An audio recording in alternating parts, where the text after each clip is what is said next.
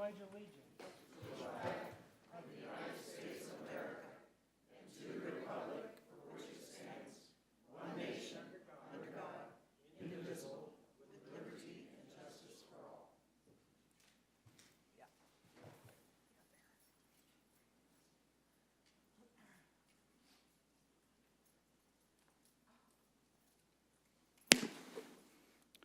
Our Father in heaven, we thank thee for this glorious night that we've been blessed with. Father, we are grateful to thee for the holidays that we enjoyed with friends and family and being able to remember thy Son.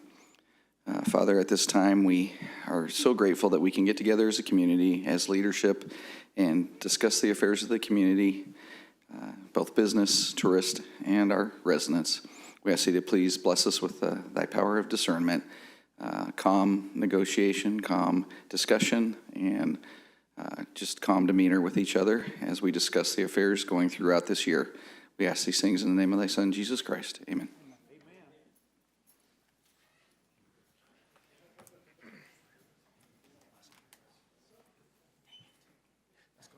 Madam Clerk, can we get a roll call, please? Lucas? Denham? Cooper? Here. Milton? Yep. Howden? LeBlanc? Here. Schultz? Here. Your Honor, you have a quorum. Thank you.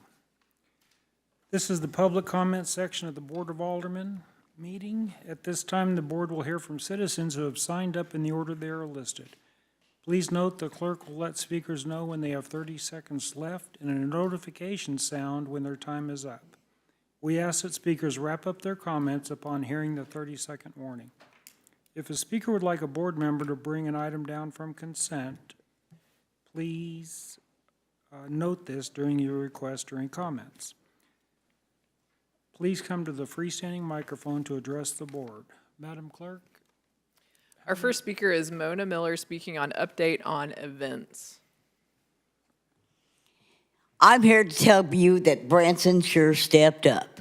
I asked you guys to let us take Ozark Mountain Christmas to Irwin, Tennessee. I want you to know that this town filled a 55-foot semi. We had everything.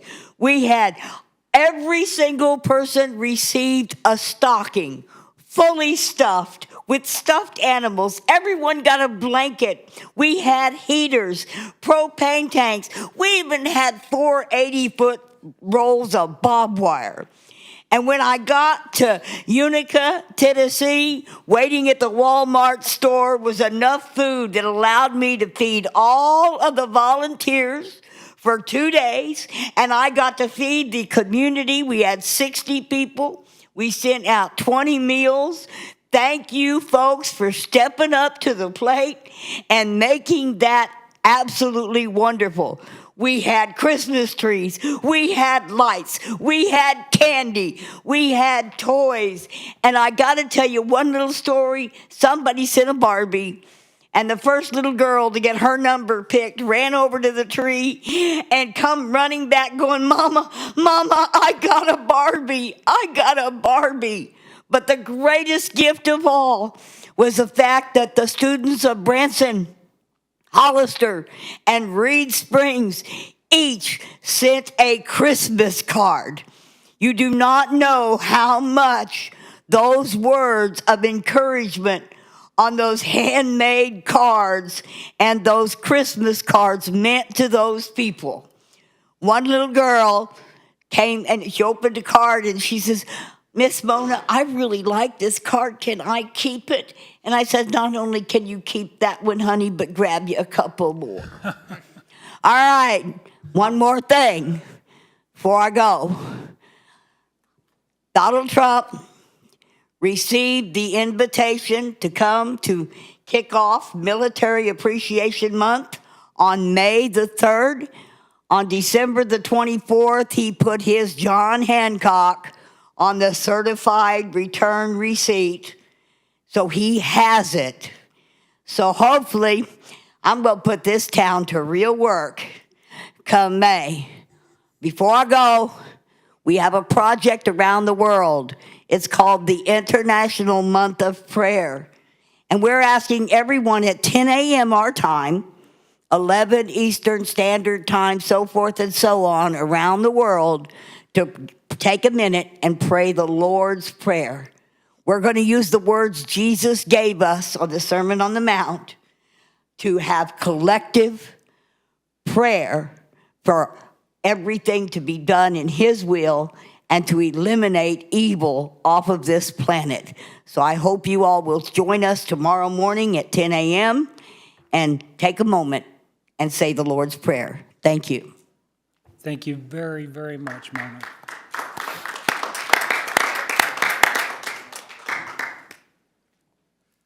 Our next speaker is Deanna Slatton, speaking on public health safety.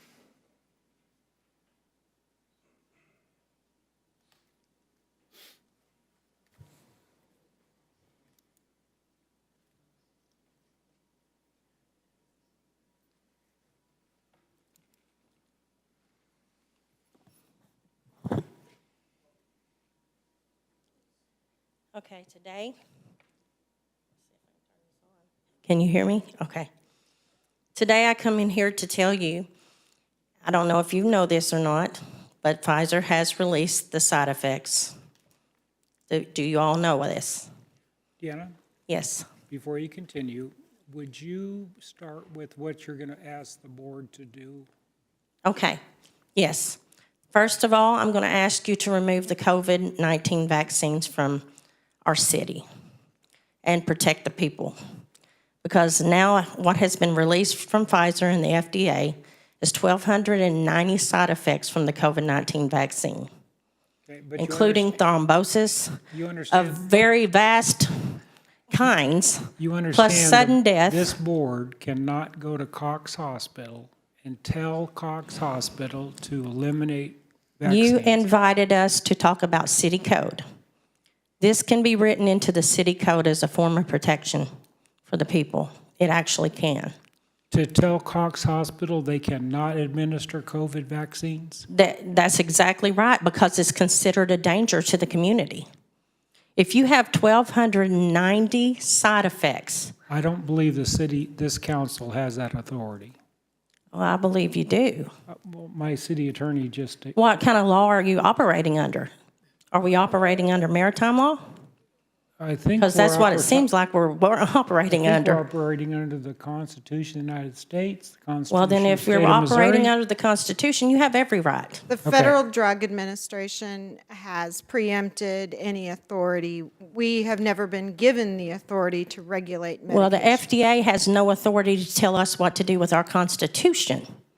They are a private company. We are the people, and we have the Constitution that we stand by. Okay, the Constitution tells us that we do not have that authority. You do, though, based on threats to the My- communities. My city attorney says we don't. Okay. Well, I want to just also address one other thing. We're not going anywhere with this, obviously. I'm proud of you guys for doing the underbrush to take care of the fire incidents that might happen in Branson. I appreciate that. That's something I want to commend you on.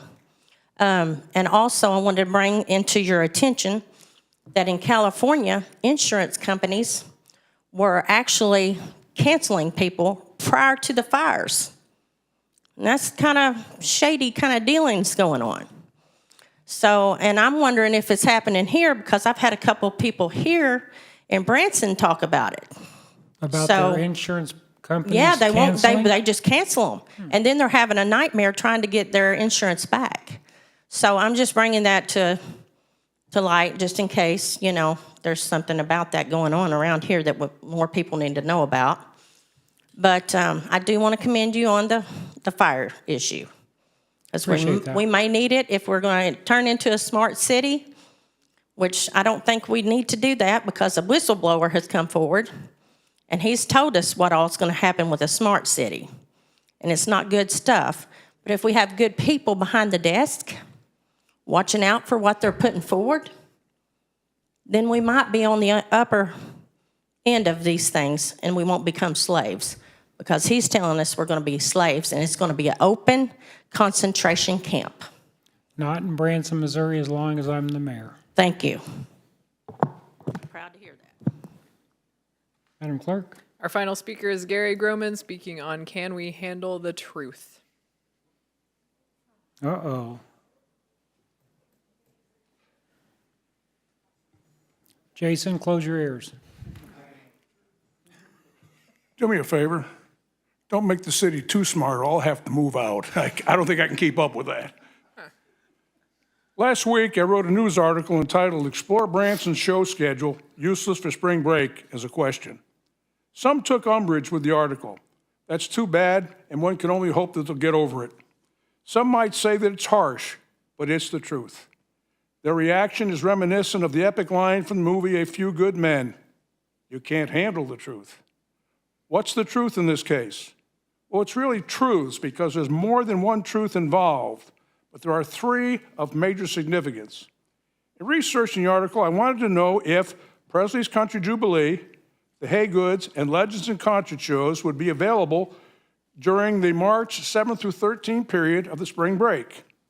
As many would do, especially those seeing one of the many Explore Branson ads on TV, for which the city and TCD spend hundreds of thousands of dollars a year, I went to visit the Explore Branson website. One of the first things I saw on that page was the option for live shows, which I clicked on. That took me to a page with the headline, "Your vacation needs a world-class live music show." Of course it does. By scrolling down to the bottom of the page, for the first time, I arrived at a place where I could show the dates I was interested in. I clicked on the date of March 7th as the arrival date, March 13th as the departure date. The result was a total of 8 shows. Of the 3 shows I was interested in, only the Haygoods, which I'm glad that one was listed, were in the results. Noticing a search box, one at a time, I put the names of the other 2, Presley's Country Jubilee and Legends and Concert, in the search box. The result for each said, "Try a broader search.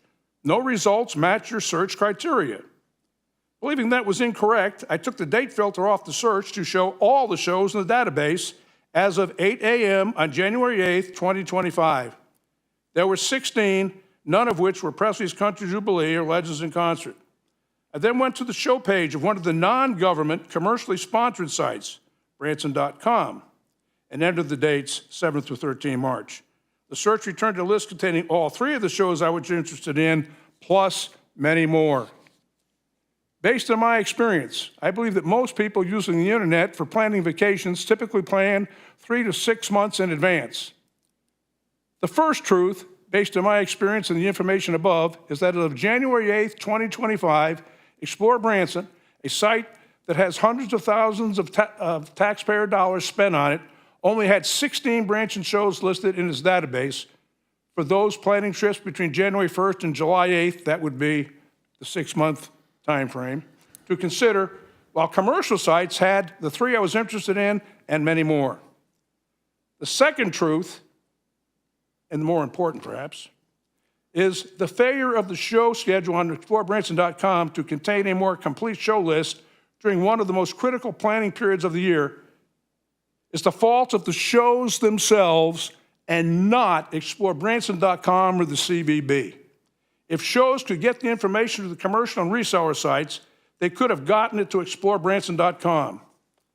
The third truth is that I believe that the current leadership of the CVB, led by Pam Yancey and Heather Herman, support the faith, flag, family, and fun philosophy of the board. Additionally, I believe that they truly want a collaborative and transparent relationship with the city in a mutual effort to best promote Branson with taxpayer dollars and build a plan, strategy, and tactics that will have the best economic impact on it, its businesses, and residents. What's ironic to me is that while not furnishing the information to ExploreBranson.com, many of them did submit the information to the commercial and reseller sites many of them love to complain about. The Explore Branson and CVB cannot say, "We had a dream," and put up show schedules if the shows have not furnished. In this case, the case of the shows, we can truly say they have met the enemy, and it is themselves. Thank you, Gary. Something I learned, Pam and Heather are all over this. And one thing that was discovered was when the shows put their information in, many of them were clicking it was an event, not clicking it was a show. So when you did those searches, and I did the same searches, if it wasn't a show, it didn't appear as a show. So Pam and Heather contacted our representative from Miles the same day, told him it needed to be fixed that day.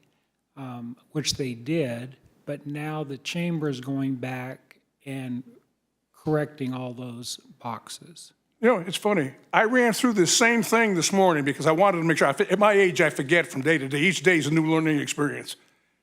And those same, there was 2 more shows shown on the schedule for that time period. So I don't know what they changed, but that's fine.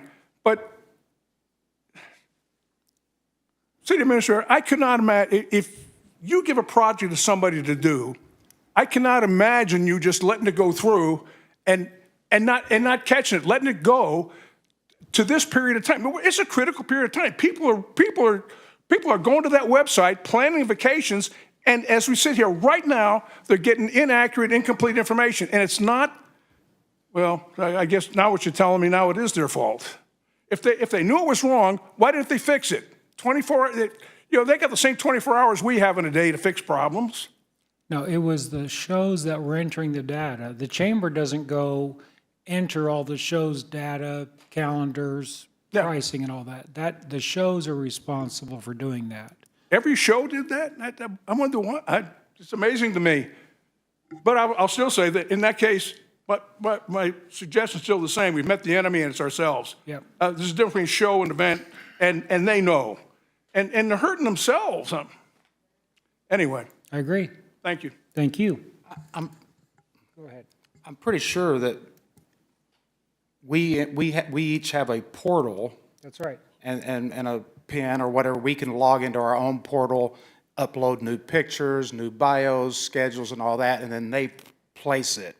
But yeah, if we don't give them this, I mean, if there's a picture that's 10 years old, then that's because we haven't given them a new picture. No, you put it in the portal, but it's up to them to put it on the site. Yeah, I mean, we're not placing the stuff. We're just, we're uploaded, and then they can grab, we keep new information in our portal, and then they can go and grab whatever we've submitted. I just have to honestly believe that information wasn't in the portal for them to use, because why wouldn't they put it up? What are they missing? There's something, there's a system defect, and it shouldn't take 3 to 4 weeks during the prime period to get it fixed. This is stuff, that site's been around for years. There's no excuse.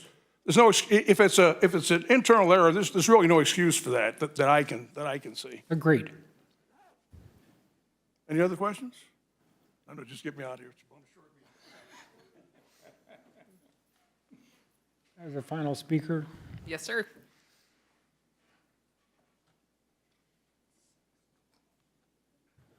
next is the consent agenda. Are there any items that any member of the board would like to have moved down from the consent agenda to ask any additional questions? Hearing none, Madam Clerk, would you please read the items on the consent agenda? Your Honor, the items on the consent agenda are as follows. Approval of Board of Aldermen minutes for the December 10th, 2024 special meeting and December 10th, 2024 regular meeting. Acknowledge receipt of monthly contract report from December 3rd, 2024 to January 5th, 2025. Acknowledgement of disbursements from November 13th, 2024 through January 3rd, 2025. Final reading of Bill Number 6511, an ordinance amending Chapter 94, including but not limited to Section 94-6, Common Procedures and Appendix A Fee Schedule of the Branson Municipal Code pertaining to requests for zoning verification. And final reading of Bill Number 6513, an ordinance amending Section 2-229 of the Branson Municipal Code pertaining to tax increment financing commission bidding policies and procedures. Your Honor, that concludes the reading of the consent agenda. Do I have a motion approving all items on the consent agenda? So moved. Madam Clerk, would you provide a roll call vote for the consent agenda, please? Lucas? Denham? Yes. Cooper? Yes. Howden? Yes. LeBlanc? Yes. Schultz? Yes. The result of the vote is 6-0, motion carries.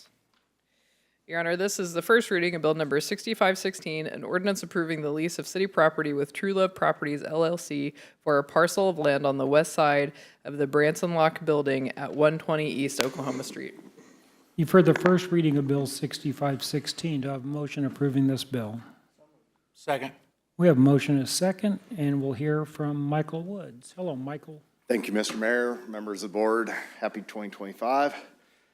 We'll get straight to this. So on the 29th day of March 2019, the city approved the consent to assignment of a lease assignment for a lease of a small parcel used for parking lot with Balanced Life. This lease expired September 30th, 2024. The 25 by 125-foot parcel is on the west side of Branson Lock Building at 120 East Oklahoma Street.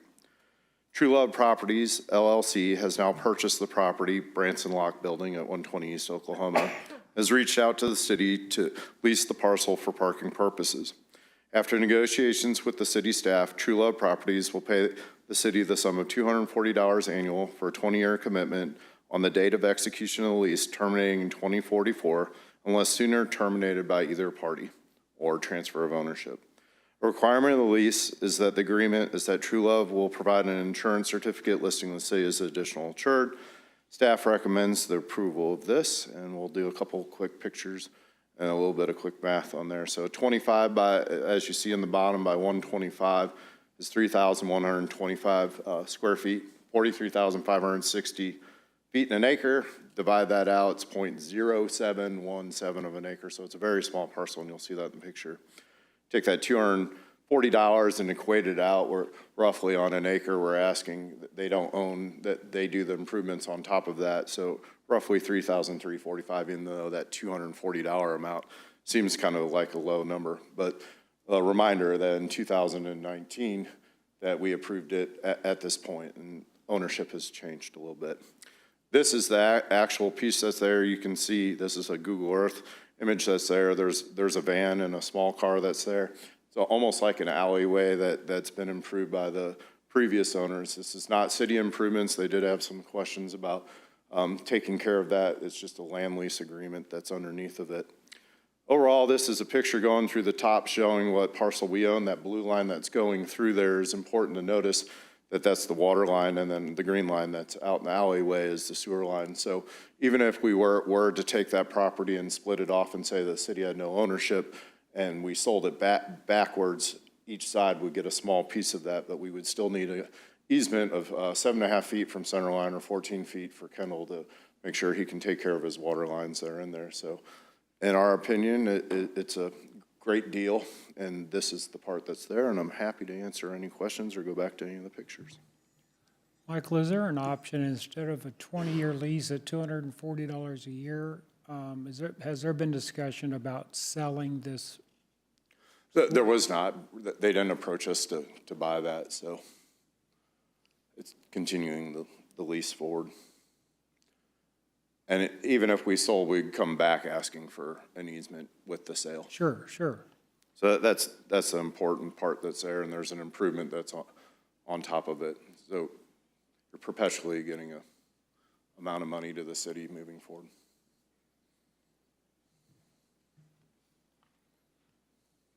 Any aldermen have any questions or comments on this? Mr. Mayor?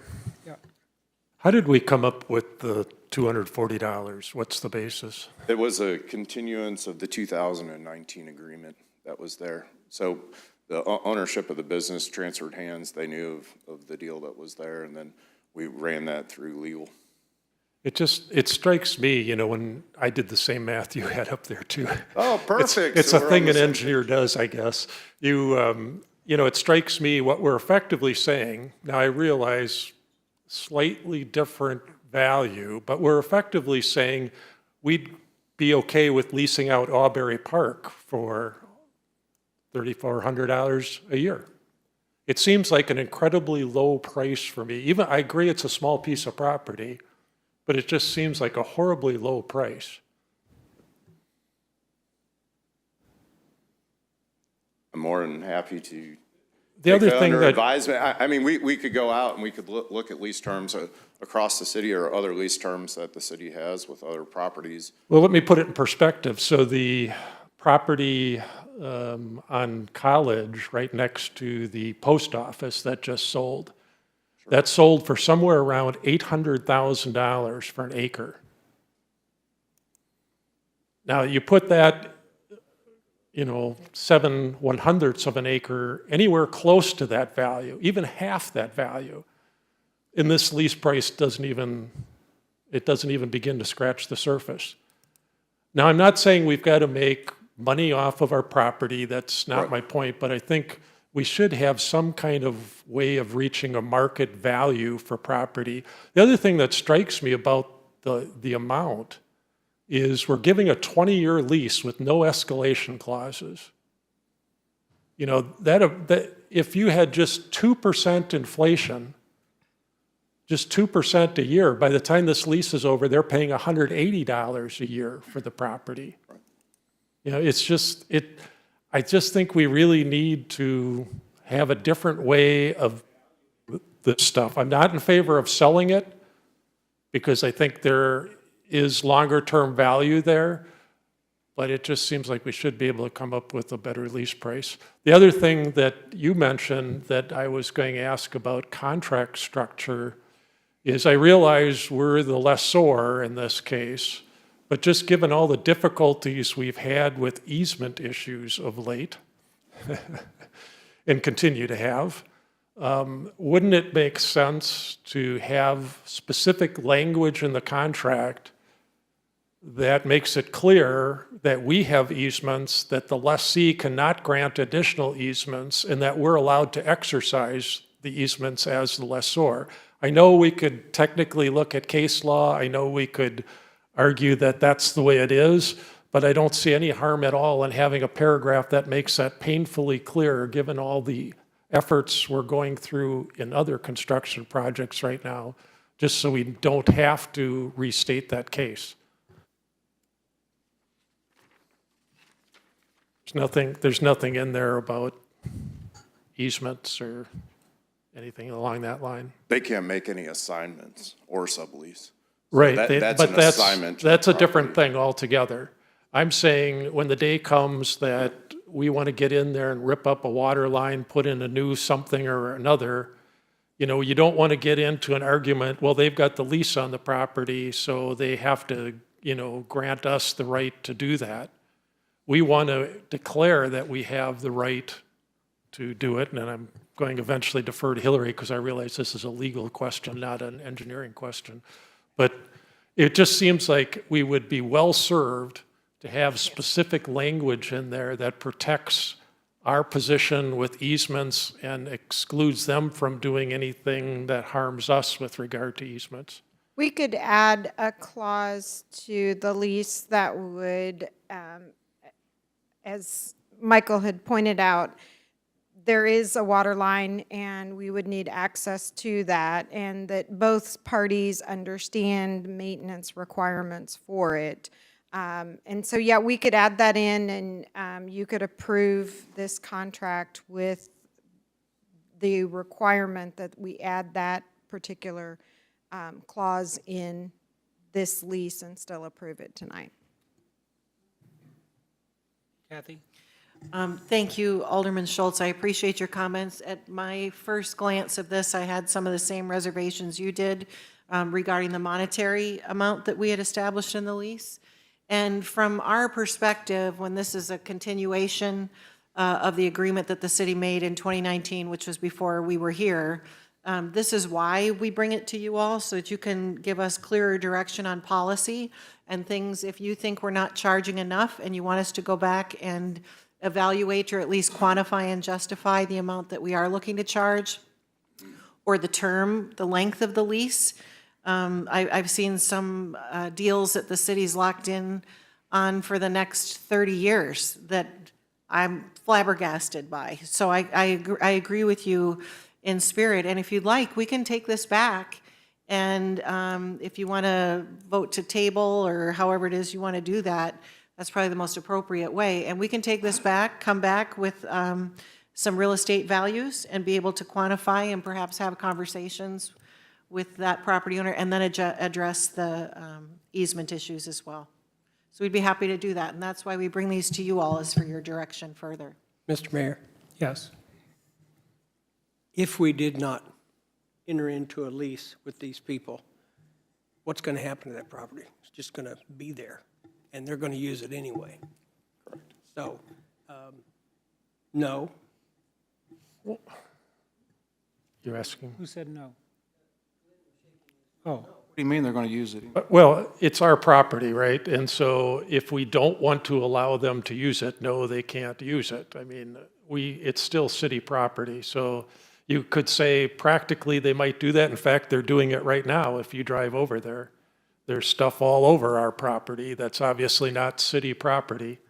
So you're right to some extent, but, you know, on the other hand, as the city, we can still enforce the use of our own property. There's nothing that stops us from doing that. I don't think that's the intent here. I think we're trying to do the right thing by these new business owners. I appreciate that. I think we're trying to do that in good faith, you know, help a business along. I just think that the amount is way too low. Sure.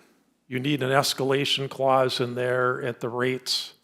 And I really personally would love to see language in there that solidly clarifies our position with regard to easements, especially with a 20-year lease.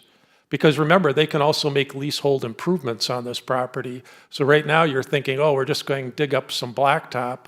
5 years from now, that could be cement and a whole bunch of other things. That's not, you know, a simple issue, and they're going to get more argumentative if we go in there to work on a water line. So I think clear language in the lease would be helpful. So, Mr. Mayor, I'll move that we defer action on this item to a future meeting when the city staff is prepared with additional recommendations per this guidance. Second. We have a motion and a second. Any discussion on this motion? Yes. If we do this, and I understand your concern, and I'm not disagreeing with it, Glenn, if we do this, then we should also put in their language as to what they can put on it.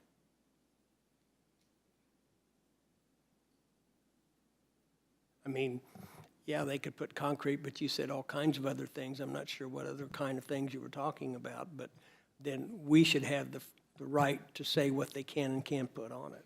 The language in the contract, as I read it, says that it's primarily parking, but they can do anything for lawful use according to their property and business, anything. Now, needless to say, they'd need building permits and all the other things to do that, so we have another chance to look at it perhaps when it happens. But time moves on, people forget, things happen, and that's why I think the clarifying language would be helpful.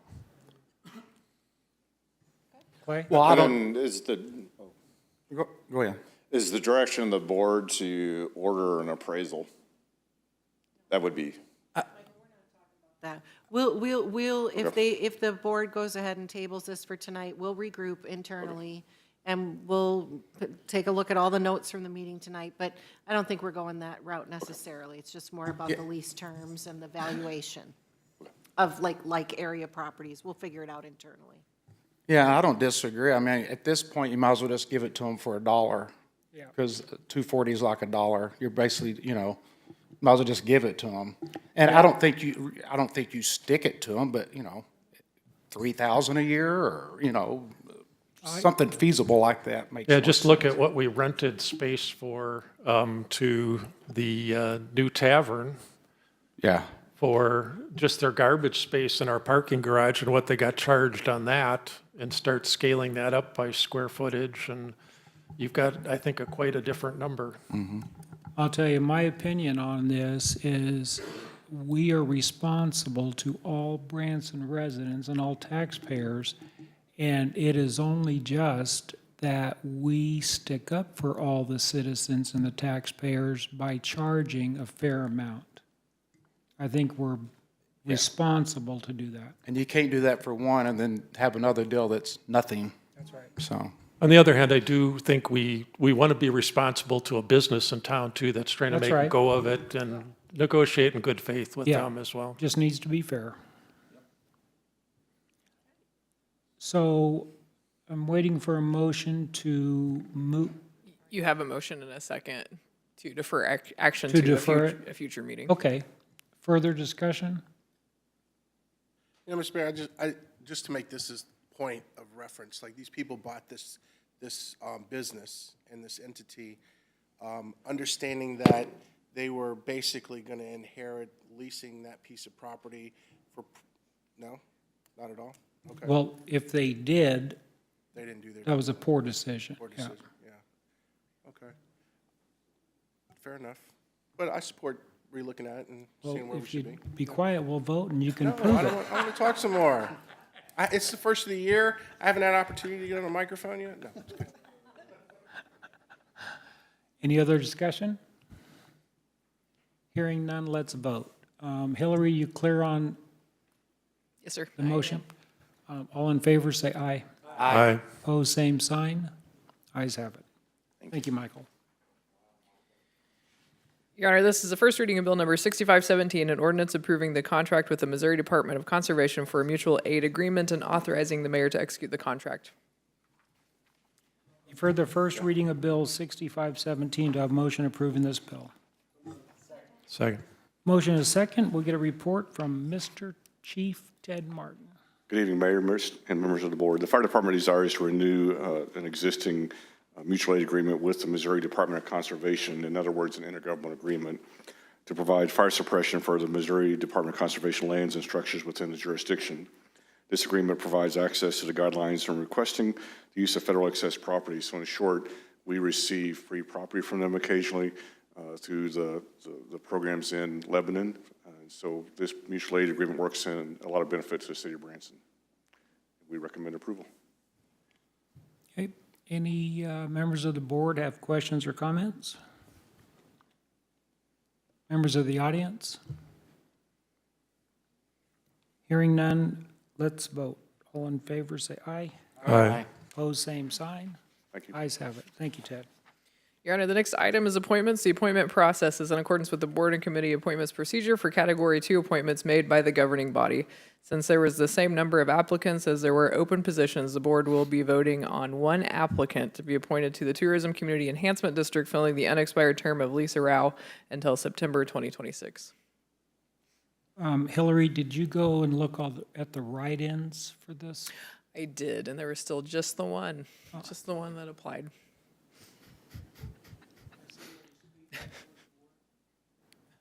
I don't think he has to go through a hearing. Confirmation hearing, yeah. Do I have a motion to appoint Alex Williams to the Tourism County Community Enhancement District? So move. Second. Wow. Fourth. Any more motions, we won't need to vote. We have a motion and a second. Any discussion? Would the applicant like to address the board?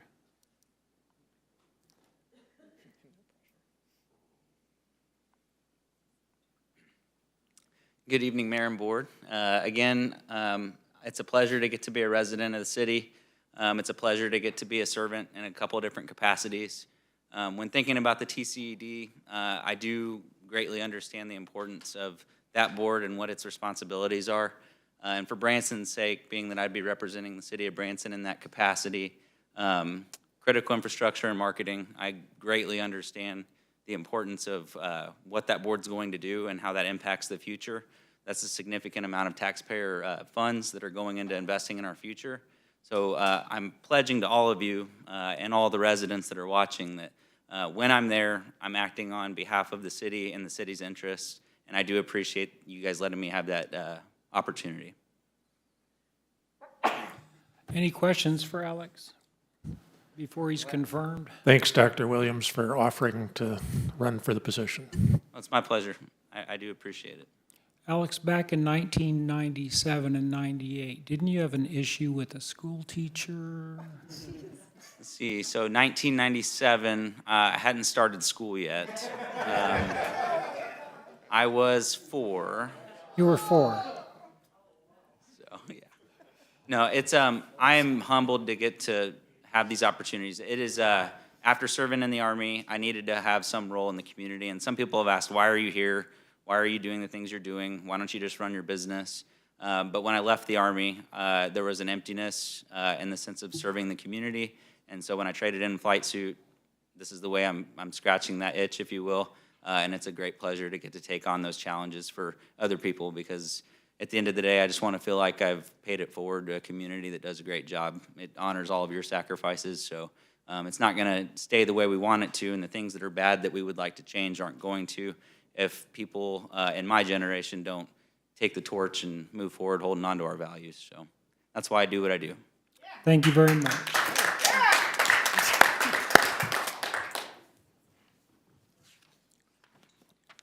So we're at the report section. Oh. We're not there yet. So, No, you didn't vote. oh, do we have a You do have a motion and second motion on the second? floor. So we're just ready to vote. Yes, sir. All in favor, say aye. Aye. Pose same sign. Pose same sign. Ayes have it.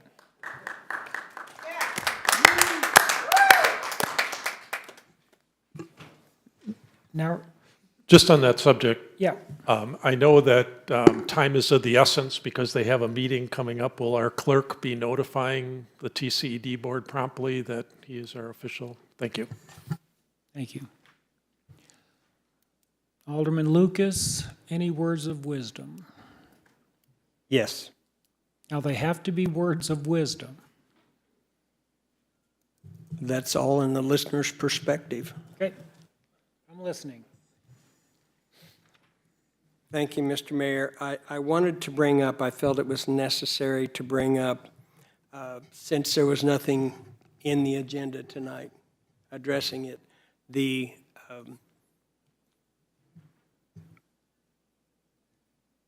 determination that the city has made to move forward with the streetscape project with the timeline now running April to November. And the concern that I have with respect to that negatively impacting dramatically the business owners downtown during their summer season. And when we had our meeting with the business owners, the June and July months, 10.65% of their yearly sales, and July 11.83% of their yearly sales, October 10.59% of their yearly sales. So you're looking at a tremendous impact on those business owners during that time period. I understand the city's perspective, and I'm not saying I disagree with it, but I just felt that it was my responsibility as a representative on the board for that district to speak out strongly that there is a very, very big concern on the part of the business owners downtown and how that will impact them this year with the new business going in, the full throttle business going in their first year, and several other people that have just purchased businesses downtown, how this is going to impact them. And so I just wanted to speak out that I don't think it's the best way. I think maybe we could have looked at going on to next year, doing the bids to have them start next January, and then have it the same time frame primarily that we were looking at on the original bid, and do it when it wouldn't hurt them so bad. I'd like to address that if I could. Our city, we are overboard on providing information, asking for community input. Contractor sat in this meeting and it just blew his mind that how many times are we going to sit, share with the public, and listen to their input? He wasn't used to that much communication. And when I sat in the meeting,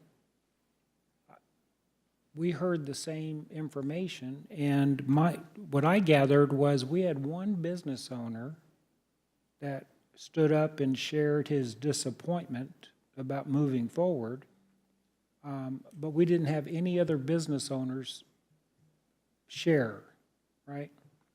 So I appreciate that. I think I highly compliment Kathy for really looking at all the issues, gathering as much information as she could, balancing all the facts before she made her recommendation. So I appreciate you with your ward, for sure. I just felt compelled to share from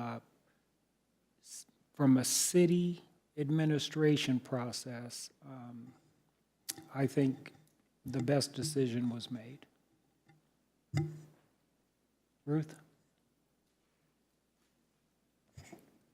Well, I hope everybody had a fantastic time spending Christmas and New Year's with their family and friends.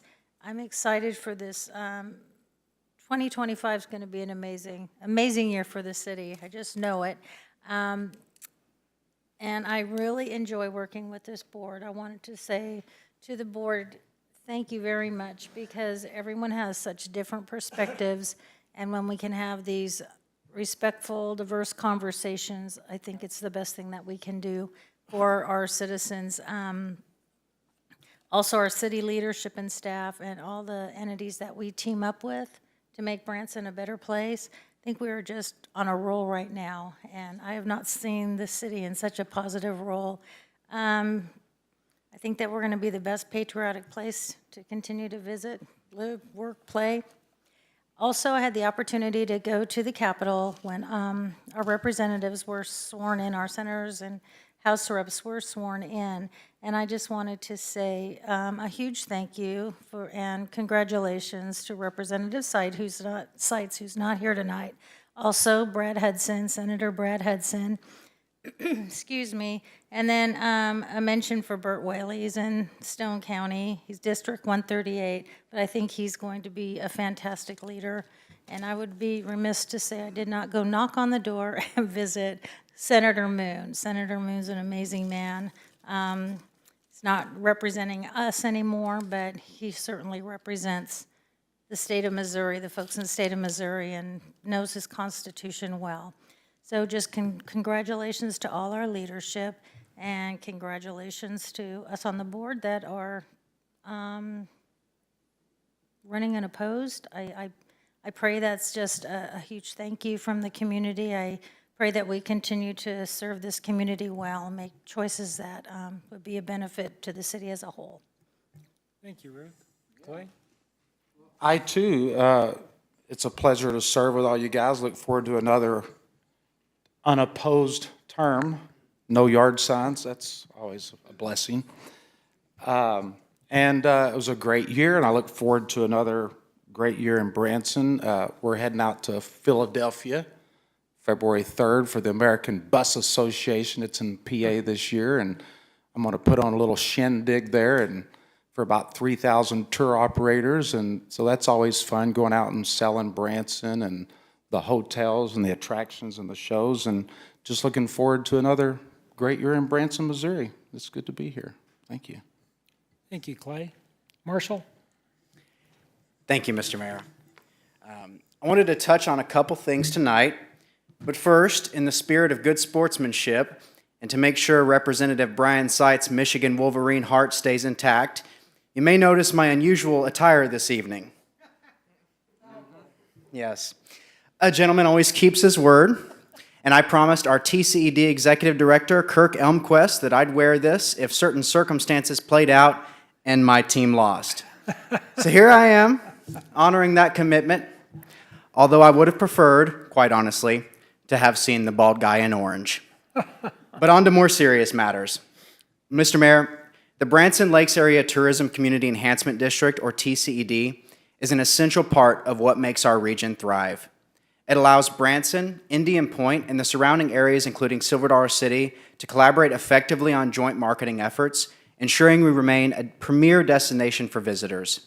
This partnership is vital not just to our tourism economy, but to the families and businesses that depend on it. Under the steadfast leadership of Kirk Elmquist as Executive Director and Chris Meyer as the Chairman, the TCED has achieved remarkable milestones in recent months. These accomplishments reflect their dedication, vision, and commitment to the success of the district and our community. Their leadership has positioned the TCED to make significant progress in its mission, and I want to take a moment to thank them for their outstanding work. Tonight, we also had the opportunity to appoint Alex Williams to the TCED Board of Directors. I have no doubt that Alex will bring tremendous value to the board. His character, integrity, and commitment to our community are second to none, and that's coming from somebody who's dedicated my entire life to this place. I believe he will play a key role in continuing the TCED's mission to enhance and promote the Branson Lakes area. I'm so excited about the direction we're heading and the possibilities ahead for our region. With the strong leadership we have in place, I know we'll continue to see great things for Branson and the entire district.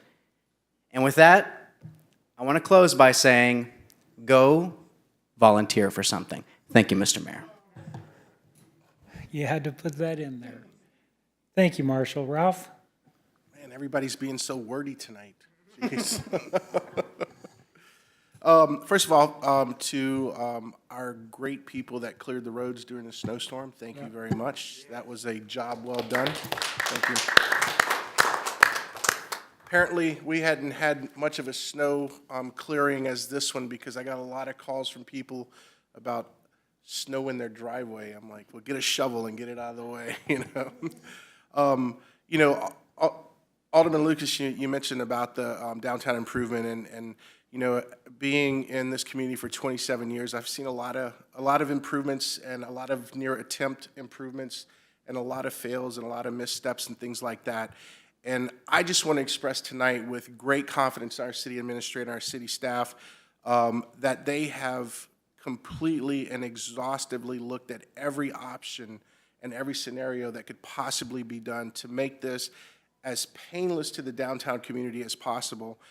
But in the end, what it benefits is the residents of our community, not just downtown, but the entire community, because our downtown will be a beacon of attention moving forward in the future that's going to allow for the growth and for tourism in this area. So this is not a misstep or mishap. This is actually progress with consideration and compassion. And I know that's happened because, as the mayor said, there's never been the level of transparency and accountability and inclusion in this community as this board has allowed for this community to play as big a role as they choose to. All you have to do is show up. Yep. If you show up, we're going to listen. Our city staff's going to listen. Our city administrator on through the whole entire staff are going to listen to what you have to say, and we're going to take it under advisement. And that's what's happened this entire time. So as to the timeline of what's going to happen in the future, here's what I'd say. I'm looking forward to new streets, safe sidewalks, safe crosswalks, and all of those LED lights going across downtown. I can't wait to see that, to light up downtown. So that's all I got. And to the rest of the community, everything is looking great. And I think 2025 is going to be the best year ever. Thank you, Ralph. Glenn? Yeah, I'd also like to comment on streetscape, but let me take it off the table. What I don't want this to sound like is comments against Kathy or against city staff, because I do agree that I think a lot of thought has gone into this in a lot of research.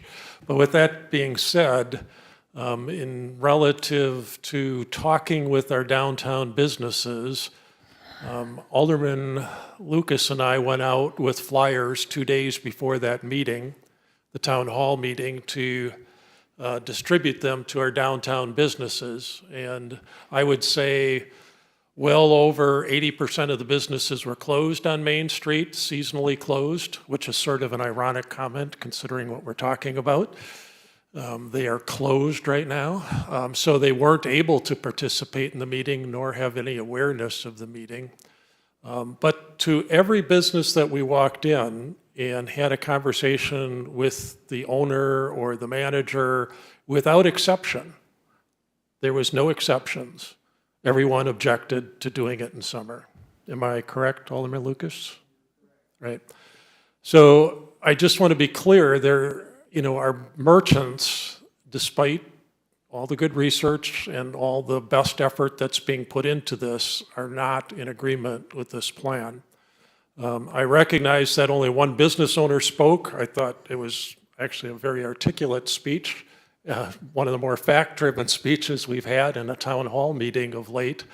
But it's also the anchor business for downtown, without question, the anchor business for downtown. The other businesses that I saw sitting there, I don't believe, I might have missed somebody, but I don't believe the rest were actually on Main Street that were there. I saw some from Commercial Street and others, but not the other Main Street businesses, which is unfortunate. I know some of the people I talked to said they just couldn't make it on such short notice. But I just want to bring that up because I feel just like Alderman Lucas does that we are the representatives of that ward. Our number one job is to reflect the opinions and needs of our businesses. And with our comments, I think we have done that. I'm not trying to now second guess the decision of the city staff. That's not my intent, nor cast aspersions on the decision that's been made. Just understand where the businesses involved really lie on this issue. Okay, other things. Just before the Christmas break, I got to tour the new police department. Chief Schmidt took me through there. Michael Woods gave me a guided tour. A bunch of other city staff were there. Amazing progress, just amazing in that period of time to see how much had been done. And just in talking with people, a lot more has been done even since just before Christmas. So that thing has really taken shape. It's just amazing to see it come to life. Looking at the blueprints and seeing how far along it was, it's really great. It's an exciting facility for the city. I think our staff is really going to appreciate it, and it's another great sign how well the city is doing from an overall health perspective. For many years, I have just before Christmas and then after Christmas volunteered with Chief Martin to go up on Mount Branson and either set up or tear down the nativity set. And for the first couple of years I did that, it was a few volunteers and a whole bunch of city staff there doing all that work. And in the last year or so, Chief Martin's done a nice job of getting a group of students involved from the College of the Ozarks doing a thing, they're freshmen, it's called Character Camp, where they do community service work. They came up there and this year took down the nativity set in record time. I think they beat the city staff and some of our best crews in getting it done. In fact, they were done so fast that after some discussions and things and some snacks, Chief Martin was ready to let them head back to the college, and they said, oh no, wait a minute, we got to keep working until 5 o'clock tonight, and it was only about 2:30 or so. So we did a quick checking of notes of what else we could have them do around the city that wouldn't get us in trouble. And so a quick call into the Parks Department, and we got it resolved that we would walk North Beach Park with the crew and pick up trash. And so we went through there, and to our amazement, I think we walked out with 7, 8, 9 big garbage bags full of trash from all those college students out there doing their thing. And so, and it was a great opportunity. It just happened when we were kind of winding up at the end of the park there. The mayor walked up for a meeting, and so we were able to introduce the mayor to the students, which is a real bonus to that group. So it was nice to see those college kids doing the right thing, getting involved in the city. They had a lot of questions about how city government works, what aldermen do, things like that. So it was a nice introduction to them of the city, and thanks to Chief Martin for making those arrangements. And I think, with the undertone there that not only are we getting college kids indoctrinated in public service, but also offloading that kind of work from our city staff so they can focus on more important things within the city itself. So I think that's great. And then the last thing I had, Beth and I went up to Jefferson City for the whole inauguration ceremony. And that was really a great event. We started out the day by going to the awards for the hero ceremony that at the time he was Lieutenant Governor Keogh did before he was inaugurated. And he handed out some awards, and they told a lot of nice stories about police, firemen, and other war heroes as well, and the work that they've done.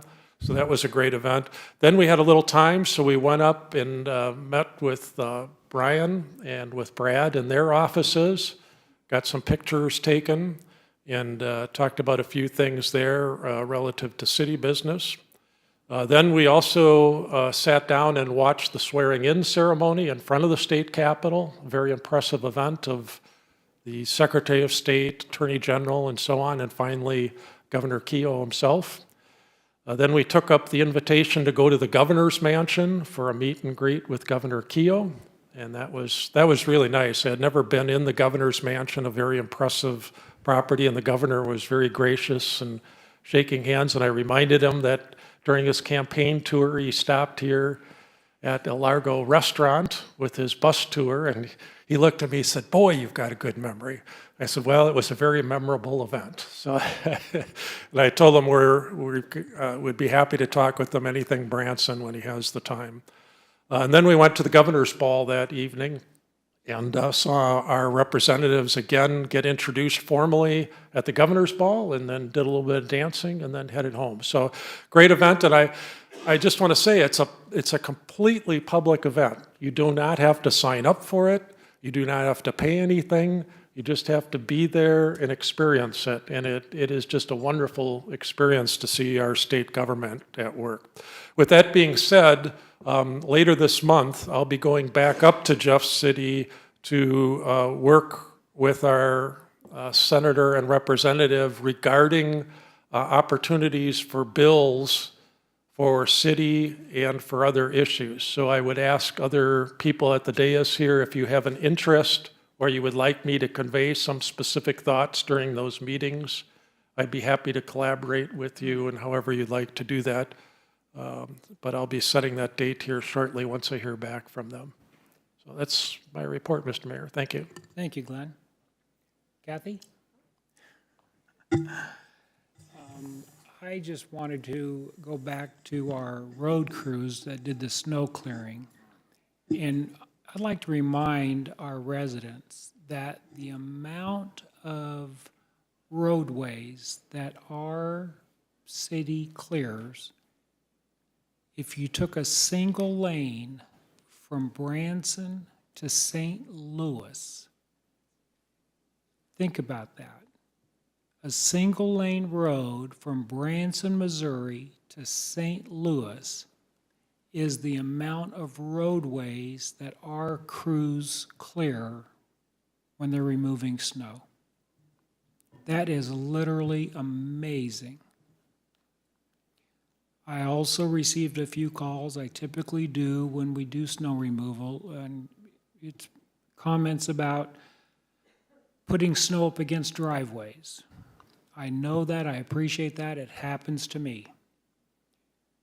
What I ask is that each homeowner really is responsible for cleaning their driveway, because you can, I don't know if you could imagine, after clearing 250 miles of roadway, what it would take to go back and shovel every single driveway, right? I mean, that's a big ask. So I ask those residents that are forced to clear their driveway. The trade-off is we have a remarkable crew that keeps our roads safe for us. Thank you, Michael. And with that, I would entertain a motion to adjourn. Second. Motion is second. All in favor, say aye. Aye. Opposed, same sign. Ayes have it. Thank you, everybody.